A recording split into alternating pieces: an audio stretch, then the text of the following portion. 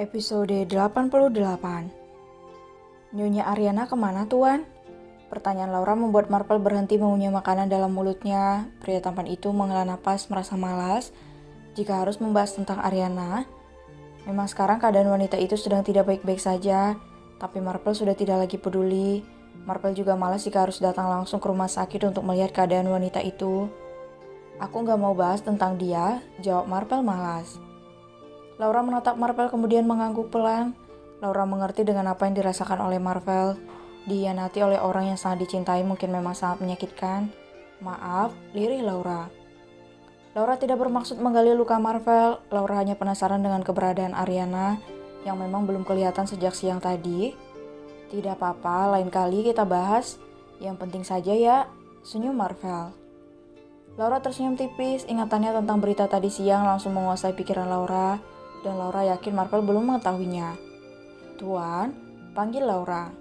Ya, saut Marvel terus mempertahankan senyumnya. Ada berita yang mengatakan saya adalah selingkuhan Tuan, juga penyebab utama perceraian Tuan dan Nyonya Ariana. Cerita Laura sambil menyuapkan makanan ke dalam mulut Marvel. Marvel mengernyit. Marvel sudah mengira itu akan terjadi. Aku akan segera membereskannya.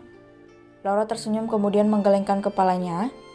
Untuk saat ini menurut Laura belum saatnya Marple bersuara, karena Laura yakin jika bukti tentang perselingkuhan Ariana dan David ditunjukkan, hinaan pada dirinya akan berubah menjadi pujian. Biarkan saja Tuan. Kenapa? Ini semua harus segera diluruskan, kamu tidak salah apa-apa. Ariana ya. Laura memasukkan kembali satu suap nasi dan lauk ke dalam mulut Marvel. Gadis itu tertawa geli karena suaminya begitu sangat bawel sekarang. Tuan ternyata bawel ya. Dengan mulut penuh makanan, Marple mengangkat sebelah alisnya. Laura berani menyumpal mulutnya dengan makanan padahal Marple sedang berbicara.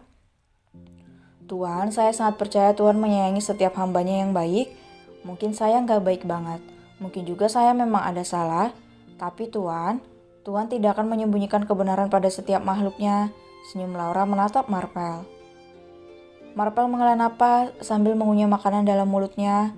Apa yang Laura katakan memang benar. Hanya saja manusia juga tidak bisa diam saja.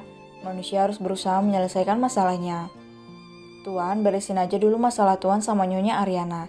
Setelah itu baru Tuan meluruskan semuanya, kata Laura lagi. Iya, jawab Marple malas.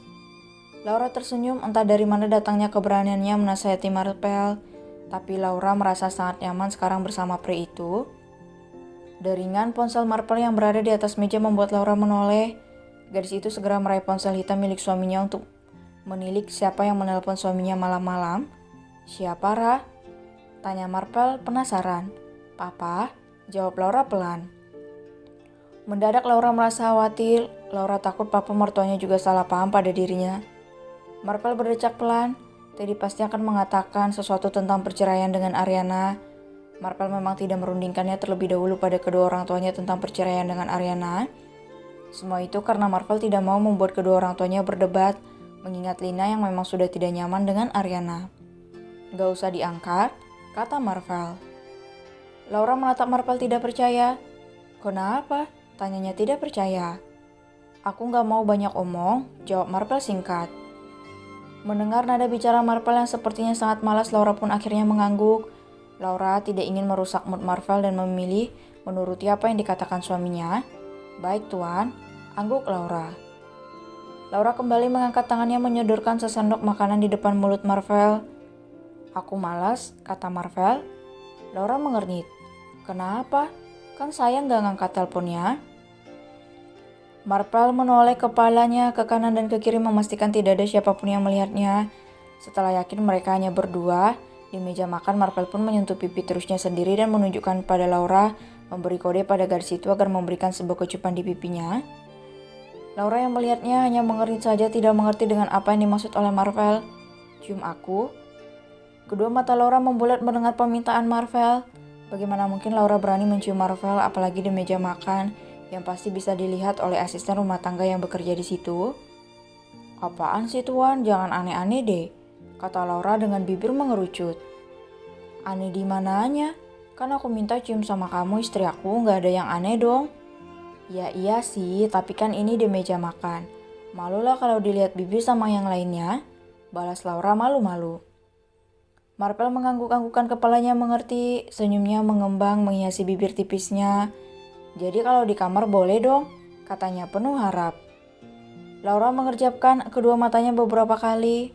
Memang tidak ada yang aneh apalagi salah jika Marpel meminta ciuman padanya, tapi Laura merasa malu dan belum terbiasa jika harus mencium Marpel. Kan saya lagi halangan tuan, gak boleh cium-cium begitu kalau kebablasan kan bisa berabe. Laura mencoba mengeles dengan mencari alasan. Gadis itu benar-benar belum mempunyai kepercayaan diri yang besar jika harus seperti itu. Marpel berdecak merasa sebal, istrinya sangat susah untuk dibujuk.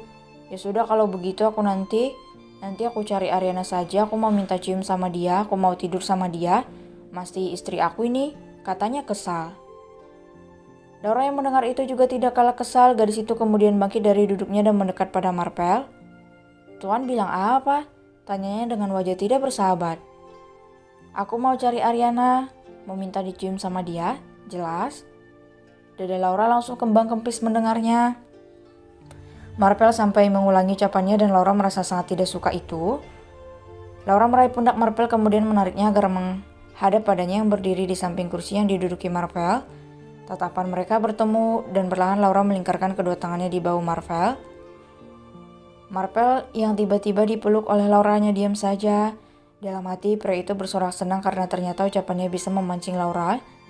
Marpel melirik dada penuh Laura yang tepat berada di depan wajahnya. Kemudian mendongak menatap Laura yang juga menundukkan menatapnya. Tuan, lirih Laura.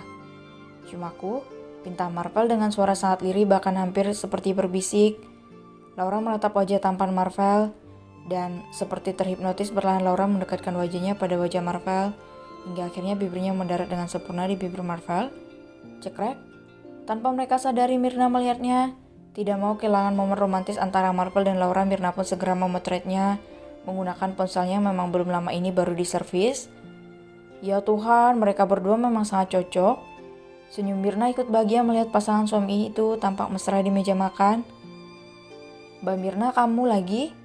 Myrna langsung menutup mulut Bibi yang tiba-tiba berada di sampingnya.